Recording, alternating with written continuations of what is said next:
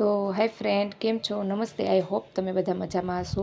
તો જો આજે આપણે ફૂલ શોલ્ડર, હાફ શોલ્ડર અને રેડી શોલ્ડર કોને કહેવાય એના વિશે. તો જો ફૂલ શોલ્ડર કોને કહેવાય કે આપણે આ શોલ્ડરથી લઈને આ શોલ્ડર સુધીનું જે આ હોય ને એને આપણે ફૂલ શોલ્ડરમાં ગણશું.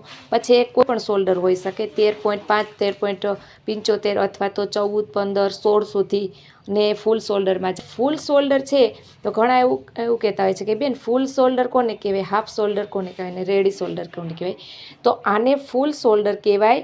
હાફ એટલે અહીંયાથી આપણે જ્યારે બ્લાઉઝને ફોલ્ડ કરીએ ત્યારે 2 વડું બ્લાઉઝ કે ડ્રેસ 4 વડો થતો હોય છે.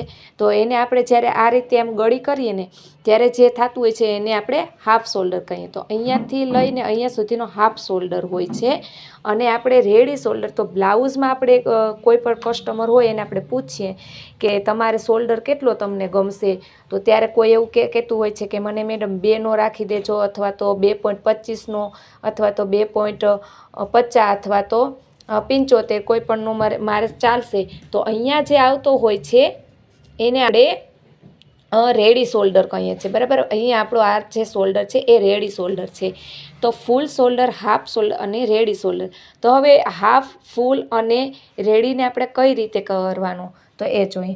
તો તમારો ફૂલ શોલ્ડર, માનો કે તમારો ફૂલ શોલ્ડર 13.5નો હોય છે, તો 13.5નો આપણો જ્યારે શોલ્ડર હોય છે 13.5નો, તો આપણે એને કરીએ છીએ ડિવાઈડ 2થી આપણે એને ભાંગીએ તો આપણો જવાબ કે છે, તો જવાબ આવશે આપણો 6.75નો, બરાબર. જવાબ આવશે આપણો 6.75નો. 6.75નો આપણો જવાબ આવશે.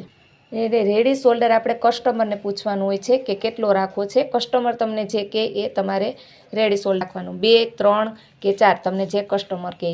તો ફૂલ, હાફ અને આપણો રેડી શોલ્ડર એ આપણે કસ્ટમર ઉપર ડિપેન્ડ કરતો હોય છે.